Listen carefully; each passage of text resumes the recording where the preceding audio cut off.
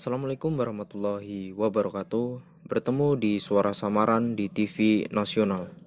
Dikutip dari kumparan.com, akibat corona, THR dan gaji ke-13 PNS terancam dihapuskan.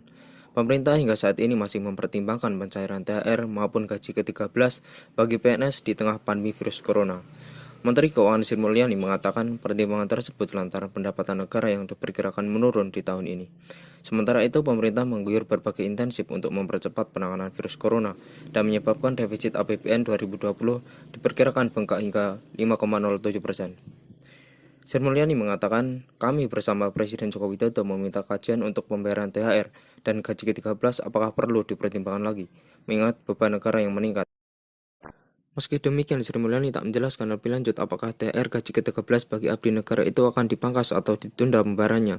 Dia hanya memaparkan akibat pandemi virus corona ini pendapatan negara diperkirakan akan turun 10% dibanding tahun lalu.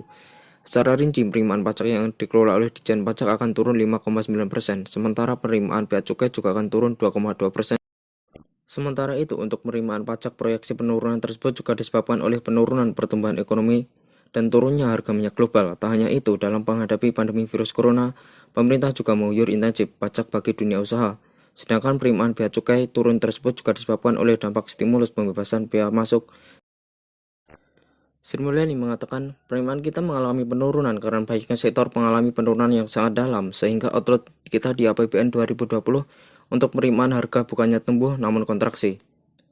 Di sisi lain, Sri Mulyani mengatakan belanja negara akan mengalami lonjakan 102,9 triliun dari target APBN 2020 sebesar 2.540,4 triliun.